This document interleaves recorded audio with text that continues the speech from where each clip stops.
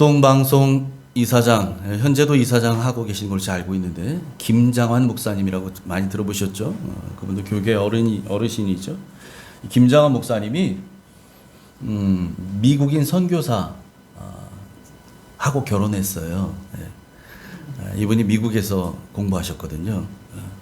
미국에서 공부하면서 만났던 그 여자친구, 그분하고 이제 결혼했어요.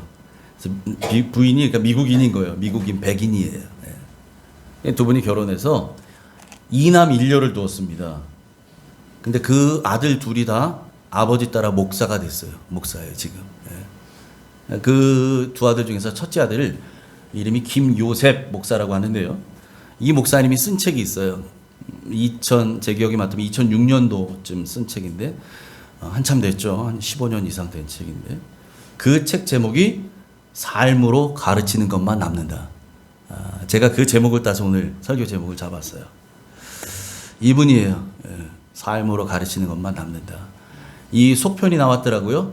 삶으로 배우는 것만 남는다. 그 책은 제가 아직 안 읽어봤고 예전에 읽었던 책 삶으로 가르치는 것만 남는다. 비교적 요즘 최근의 사진인데 여러분 보세요. 약간 서구적으로 생겼죠, 이분이? 그럴 수밖에 없죠. 엄마가 미국인이에요. 엄마가 한국인 아빠, 미국인 엄마 사이에서 태어나니까 이 목사님이요. 지금 나이가 먹고 이제 주름도 지고 하니까 저렇게 변했지. 젊을 적 사진 보면 정말 미국인 같이 보여요. 이분 소원이 어릴 적 소원이 자기는 검은 머리. 그래서 다른 친구들처럼 노란 피부 갖고 싶다. 이게 소원이었대요. 그만큼 학교를 가도 놀림받고 왕따 당하고 애들이 놀려요. 예전에 뭐라고 놀렸어요? 혼혈, 튀기 뭐 이렇게 놀린 거예요. 그게 너무 힘들었어요. 어린 마음에. 그런데다가 그 아버지 김장환 목사님은 사실은 이 목회자 가정에 이제 그런 문제들이 드러나지 않는 문제들인데 얼마나 엄격한지요. 세상에 아버지 이 허리에 있는 허리띠 있잖아요. 바지. 허리띠를 빼갖고 아들을 때려서 교육해요. 가르쳐요. 그런 분이었다는 거예요. 그래 얼마나 무서워요. 그렇게 가르쳐요. 아이를 훈육하는데 아들들을. 그렇게 때리고요. 그런데 속상하게도 그 어머니는 그런 아버지를 한 번도 말리지 않았대요. 그러니까 이 어린 마음에 이 김요셉 목사님이 얼마나 가슴이 아프고 슬펐겠어요. 그렇게 슬픈 유년 시절을 보냈다라고 회상합니다. 아들이 이렇게 힘들어하니까 그 어머니가요. 그 아들을 보다 못해서 이제는 엄마 고향인 미국으로 보냅니다. 유학을 보내는 거죠. 아들들을 보내요. 근데 미국에 가면 뭐예요? 영어를 잘 못하는데? 영어 못하니까 거기서도 적응하기가 어렵잖아요. 적응이 어려워요. 그러니까 이 목사님이 그런 고백을 해요. 나는 한국에 있으면 한국인들과 어울릴 수 없고 미국에 가도 미국인들과 어울릴 수 없는, 그래서 나는 한국인도 아니고 미국인도 아니고 나는 외계인 같았다. 이런 고백을 해요. 어디에도 어울릴 수 없는 존재인 거예요. 그런 고백을 합니다. 그렇게 힘든 시간을 어린 시절을 학창 시절을 보내던 어느 날 밤에 밤 늦은 시간에 이 목사님 화장실 가려고 하는데 화장실에 불빛이 보이는 거예요. 그 무슨 소리가 들려요. 가만히 다가가서 문 열어보니까 세상에 그 무서운 아버지가요. 그 변기에 앞에 무릎을 꿇고 손을 모으고 아들을 위해서 눈물로 기도하고 있는 거예요. 자기를 위해서. 그 적응 못하는 나를 위해 아버지가 그 밤에 그 새벽에 거기에서 화장실에서 무릎을 꿇고 기도해요. 아들이 그걸 봤어요. 그게 이 목사님에게는 충격이었죠. 놀라워. 아버지가 날 위해 기도하는구나. 그것이 이 김요셉 목사님 인생의 터닝 포인트가 됩니다. 그래서 그냥 여러분 아버지가 목사고 어머니가 사모고 선교사면 뭐 좋으나 싫으나 뭐 예배하고 이러는 거잖아요. 근데 그게 아니에요. 정말 하나님을 알아가기 시작해요. 그 사건을 계기로. 그리고 나서 하나님을 만납니다.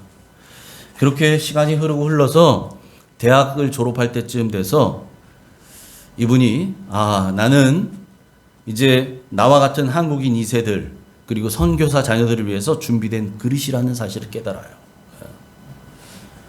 그래서 그 사람들을 위해서 헌신하고자 결단을 하고 한국으로 돌아와서 기독교 교육에 헌신합니다. 그래서 수원에 중앙기독 초등학교를 세웠는데 그걸 세우는 과정을 이 삶으로 가르치는 것만 남는다 이 책에 좀 기록되어 있어요. 자, 그러면서 그 책에 목사님이 이런 글을 적어 놓습니다. 제가 한번 읽어 드릴게요. 아버지 같은 마음으로 아이를 가르친다는 것은 통제하기 위해서가 아니라 사랑하기 위해서 아이에 대해 알려고 노력하는 것이다. 여러분, 좋은 선생님이 돼서 아이를 가르치는 것도 훌륭한 일이죠. 예? 그것도 훌륭하죠. 좋은 선생님, 좋은 스승이 돼서.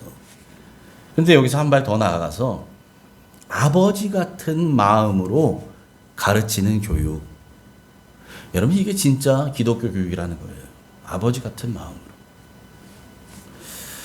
그러기 위해서는 내가 원하는 대로 아이를 만들려고 하는 게 아니고요. 아이를 먼저 있는 그대로 바라봐 줄 알아야 된다는 거죠. 우리 아이의 모습을. 우리 아이가 어떤 모습인지, 어떤 성격인지, 어떤 성향인지, 어떤 색깔인지 아무리 내 배로 났어도 우리 아이를 객관적으로 볼 줄 알아야 되는 거예요. 그리고 있는 그대로 바라봐 주는 거죠. 그리고 주님의 사랑으로 그 아이를 사랑해 주는 것. 여러분, 그게 기독교 교육의 출발이라는 거죠.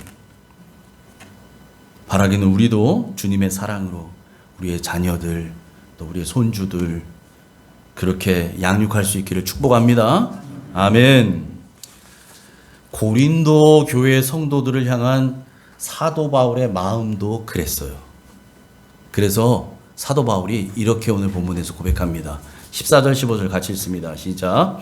내가 너희를 부끄럽게 하려고 이것을 쓰는 것이 아니라 오직 너희를 내 사랑하는 자녀같이 권하려 하는 것이라.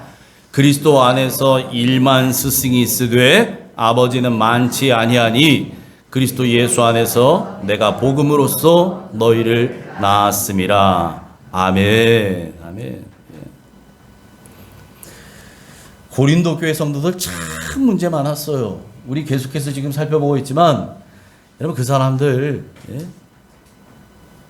참 교만이 가득 찼던 사람들, 말씀대로 살기보다는 인간적인 방법대로 살려던 사람들, 그 사람들 혼내려고 부끄럽게 하려고 이 편지 쓰는 거 아니라는 거예요. 사도 바울이 왜 쓴대요? 내 사랑하는 자녀같이 권하려고. 그래서 내가 지금 편지를 쓴다 이렇게 얘기하는 거예요. 그래서 아버지의 마음으로 내가 지금 편지를 쓰는 거다라는 거죠. 왜 아버지의 마음으로 쓴다는 거예요? 그리스도 예수 안에서 내가 여러분들을 낳았기 때문입니다. 몸으로 낳은 게 아니고요. 영적으로 낳았다는 거예요. 고린도 성도들 사도 바울 때문에 복음을 접하고 예수님께 돌아오고 예수님 영접하고 하나님 백성 된 사람들이에요. 그렇게 고린도에 교회 세웠어요. 그리고 나온 뒤에 그 후임자 아볼로가 들어가서 가리키고 많은 훌륭한 하나님의 일꾼들이 거기서 또 양육이 일어나고 그런 일들이 되어져 있다는 거죠. 처음에 복음을 누가 전했다는 거예요? 바울이 전했다는 거예요. 그리스도 예수 안에서 내가 복음으로 너희를 낳았다라고 그래서 얘기하잖아요. 낳았다. 그런데 여러분, 스승은 많아요. 스승은 많은데 아버지는 많지 않대요. 좋은 선생님들은 많을 수 있어요. 가르치는 사람 많을 수 있어요. 그런데 아버지 같이 가르치는 사람은 없다 이 말이에요. 바울은 아버지 같은 심정으로 여러분을 가르칩니다. 여러분을 권합니다. 이런 얘기하는 거죠. 고린도 성도들의 영적 상태가 어떤데요? 이들은 자기들이 특별한 존재들이라고 하는 나름대로 이 어깨에 힘 막 들어가 살던 사람들이에요. 하나님의 특별한 사랑을 받았다고 그들은 스스로가 자부하고 있어요. 그럴 수밖에 없는 게 여러분, 교회에 수많은 많은 은사가 막 넘쳐요. 예? 뭐 예언하는 사람, 치유의 은사가 있는 사람, 뭐 통변하는 사람, 성령 은사가 교회에 막 넘치고요. 앞서 말씀드린 것처럼 또 귀한 하나님의 말씀을 가르치는 훌륭한 스승들이 막 있어요. 아볼로같이. 그렇게 받으니까요, 말씀을 받고 하니까 이 사람들 아쉬운 게 없는 사람들이에요.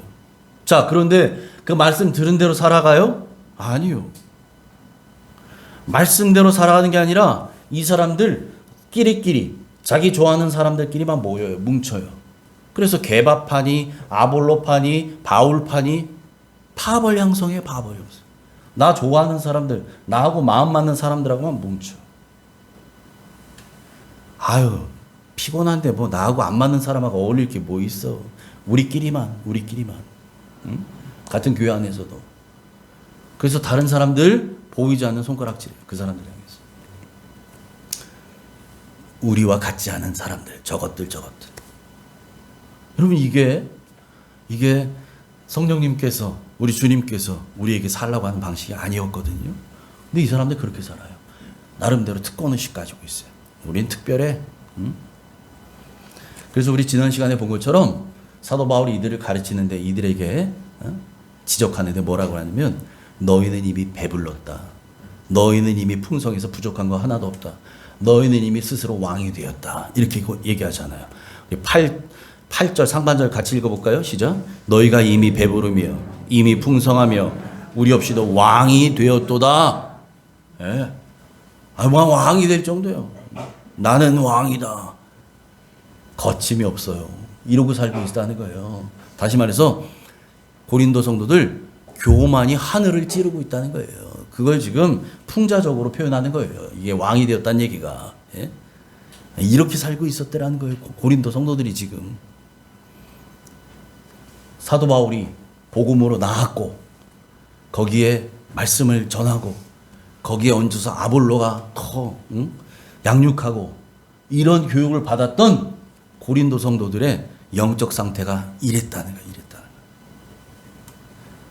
그래서 바울이요, 복음에 헌신한 바울과 같은 그 사도들과 고린도 성도들의 이 삶의 극명한 차이를 대조해서 설명하는데 10절부터 13절입니다. 같이 읽습니다. 시작. 우리는 그리스도 때문에 어리석으나 너희는 그리스도 안에서 지혜롭고, 우리는 약하나 너희는 강하고, 너희는 존귀하나 우리는 비천하여 바로 이 시각까지 우리가 줄이고 목마르며 헐벗고 매맞으며 정처가 없고 또 수고하여 친히 손으로 일을 하며 모욕을 당한즉 축복하고 박해를 받은즉 참고 비방을 받은즉 권면하니 우리가 지금까지 세상의 더러운 것과 만물의 찌꺼기 같이 되었도다. 아멘. 보세요, 여러분. 복음에 헌신했던 사람들, 사도들, 복음 전도자들, 이 사람들이 어떻게 됐대요? 예수 그리스도 때문에 어리석은 자들처럼 보인다는 거예요. 그런데 고린도 성도들은 지혜로운 자들처럼 보여요. 사도들은 약하고 비천한 사람처럼 보이는데 고린도 성도들은 강하고 존귀한 사람들처럼 보여져요. 누구에게? 세상 사람들에게. 이게 바로 여러분 사도 바울이 고린도전서 1장에서 말했던 십자가의 역설이라는 거예요. 십자가의 역설. 무슨 말입니까? 하나님의 지혜는 세상 사람들에게는 어리석게 보인다. 그거예요. 하나님의 지혜는 세상 사람들의 눈으로 봤을 때는 참 미련해 보이고 참 어리석어 보이고 참 바보같이 보여요. 아유, 왜 저렇게 살아야 하나. 이렇게 보인단 말이에요. 세상 사람들이 보기에는. 세상 사람들이 보기에는요, 엘리베이터 타고 승승장구하고 하늘 높은 줄 모르고 올라가는 길들이 있는데 왜 예수 믿는다고 저렇게 이렇게 지지리 공상 떠나. 이렇게 보인단 말이에요. 이렇게. 그래서 고린도전서 1장에 뭐라고 얘기합니까? 십자가의 도가 멸망하는 자들에게는 미련한 것이되 구원받는 우리에게는 하나님의 능력이라. 아멘. 사람들 눈에 고린도 교회 성도들은 지혜로운 사람, 강한 사람, 존귀한 사람처럼 보였어요.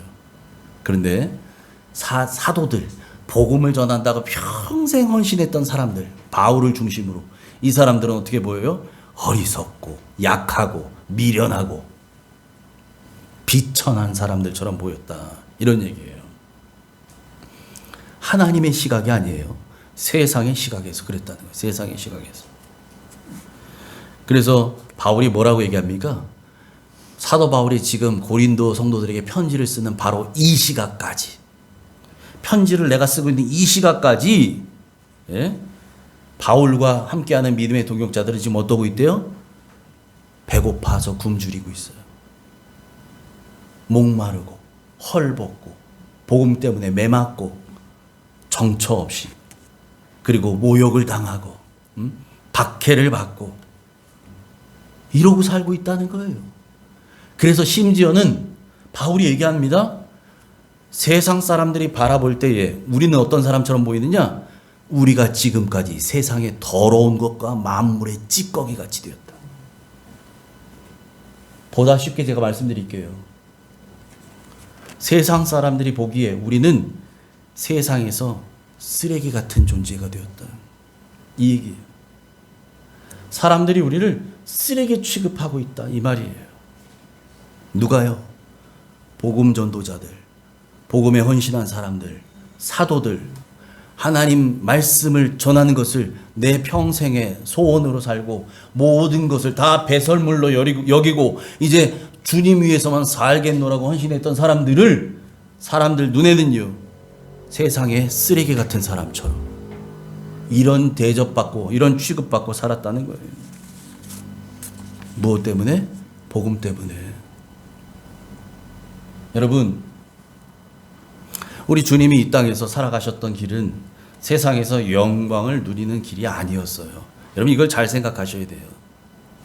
그래서 오죽하면 새도 여우도 굴이 있고 누울 굴이 있고 새도 깃들 집이 있지만 우리 주님 머리 둘 곳이 없다고 하셨어요. 우리 주님 이 땅에서 사시면서 우리 주님 명의로 48평짜리 아파트 사놓고 사신 분은 아니셨어요. 아무것도 없이 그냥 사셨어요.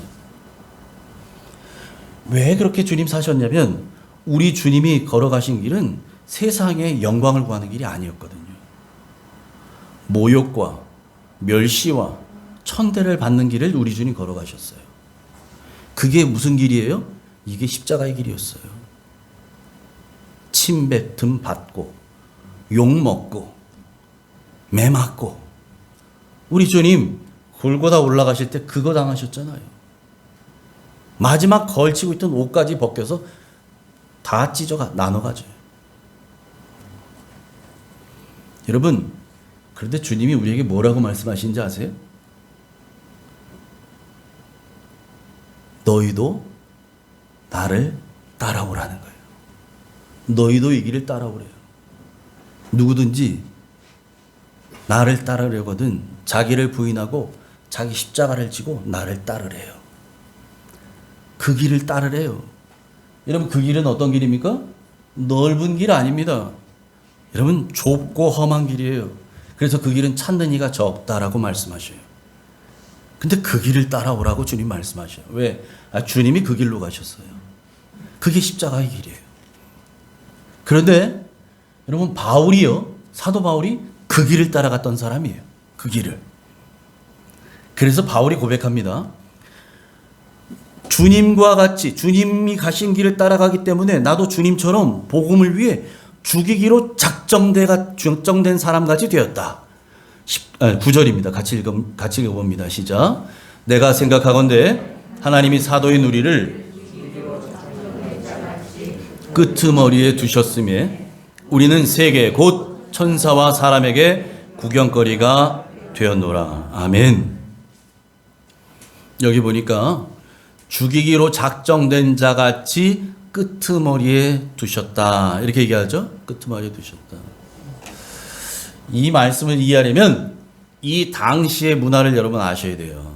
이 당시에 고대에 전쟁을 벌이고 나면 전쟁에서 승리한 이 로마 군대가 딱 돌아옵니다. 돌아올 때 어떻게 돌아오느냐?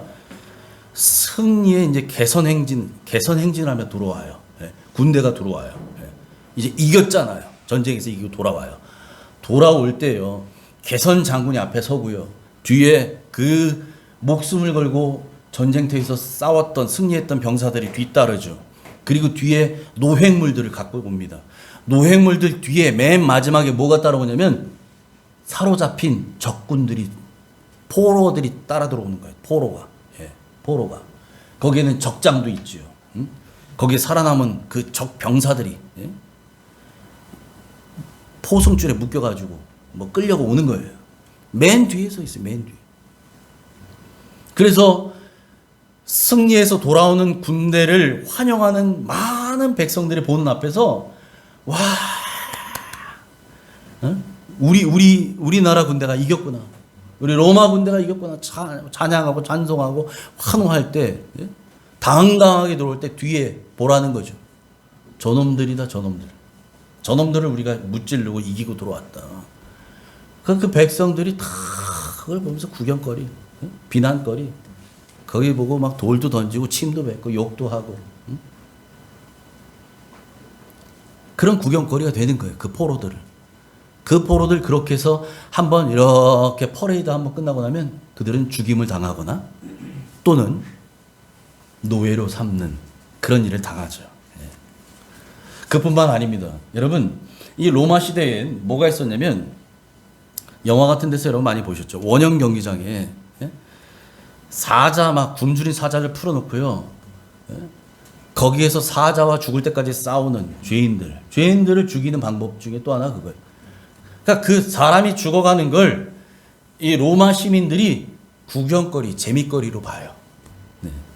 원형 경기장의 관중석에 다 둘러 앉아서 예? 다음 죄수 입장.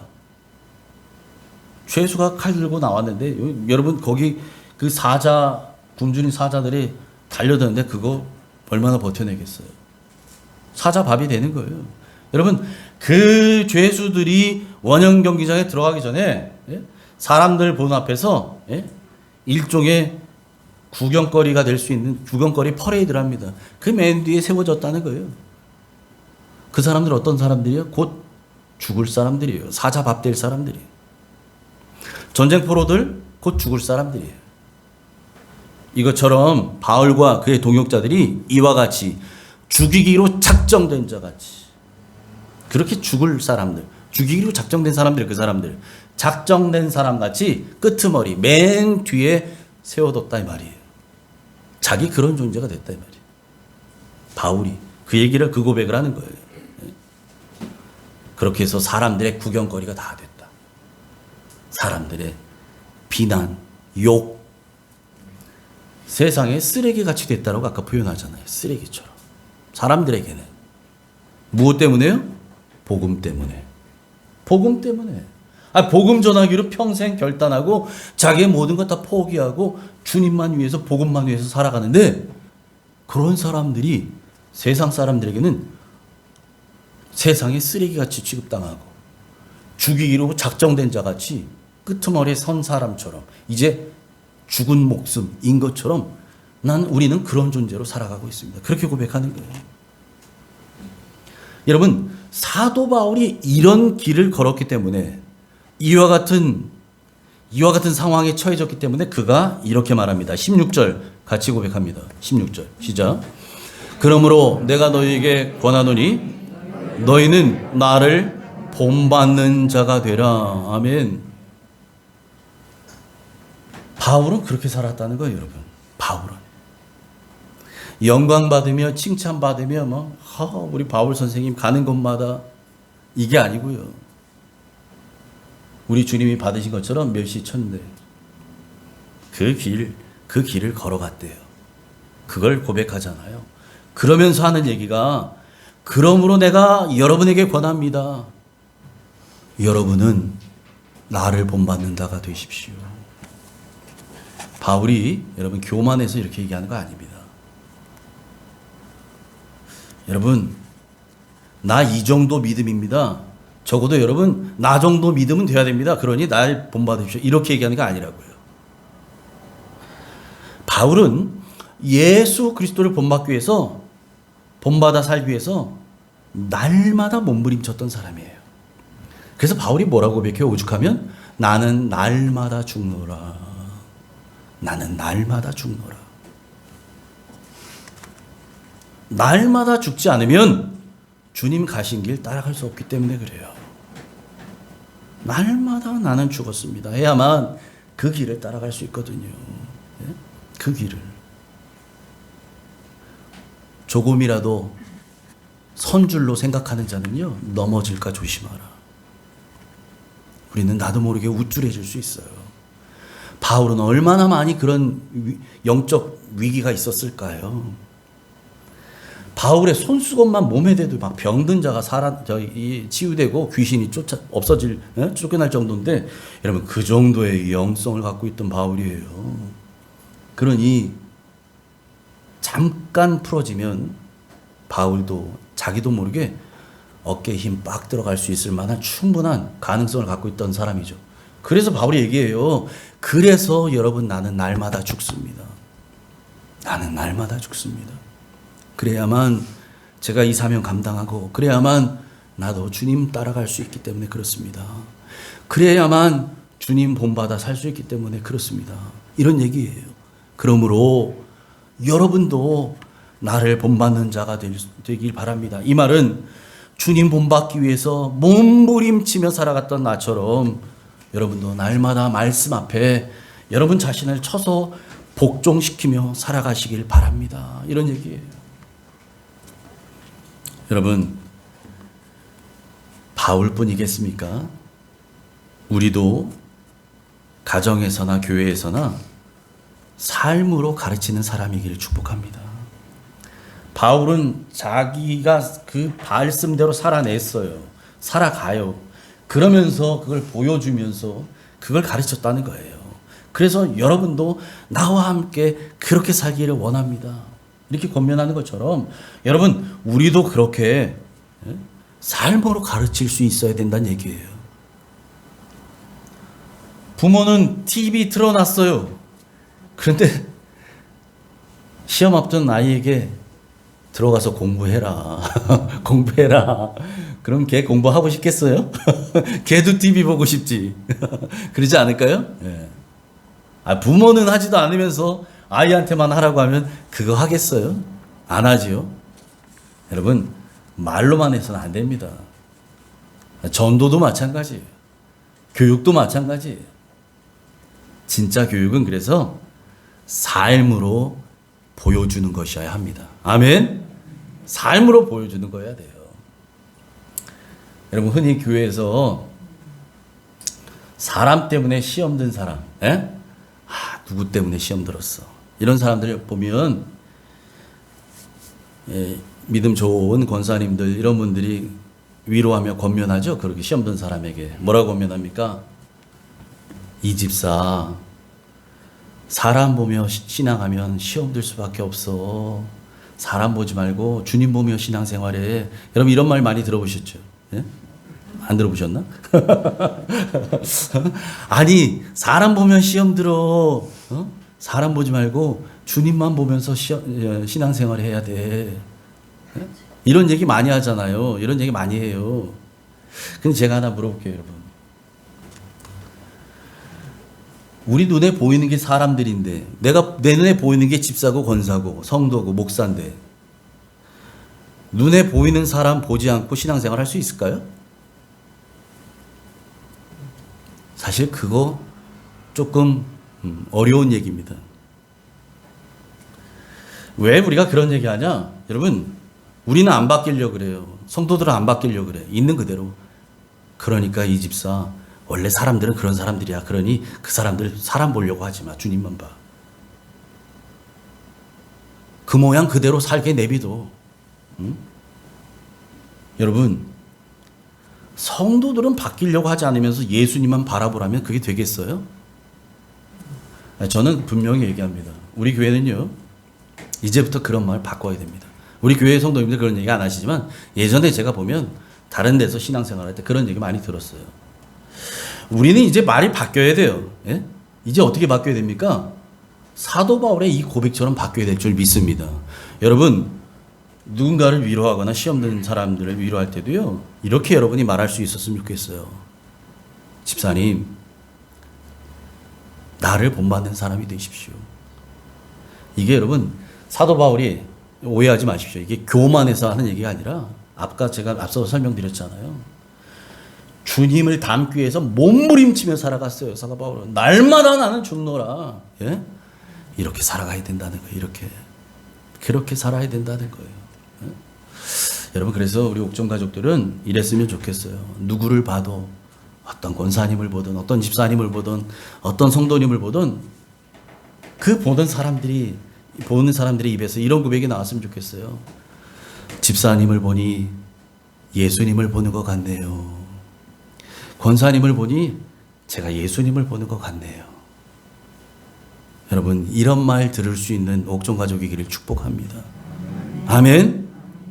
여러분, 이 말 듣는 정도가 되면요, 전도 끝난 겁니다. 제자 훈련 다 된 거예요. 내가 집사님을 보니, 내가 권사님을 보니 예수님을 보는 것 같습니다. 그분의 삶이 어떻다는 거예요? 말이 필요 없어요.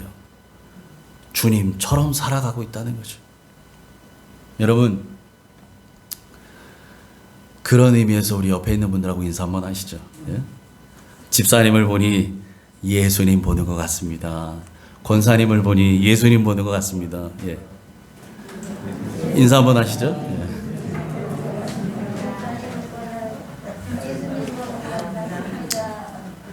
여러분, 정말 우리 옥정 가족들은 그런 말이 정말 모두에게 자연스럽게 들려나는 그런 말이 되길 축복합니다.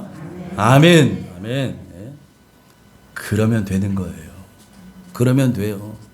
그러면 뭐 사람 보며 신앙생활 하지 마라, 예수님만 보면서, 아니, 내가 오면 날 반기는 엘리베이터 내릴 때부터 안내해주는 권사님 계시오, 날 반겨주는 성도님들이 있어, 앞뒤 좌우에 다 사람인데 어떻게 사람을 안 봐요?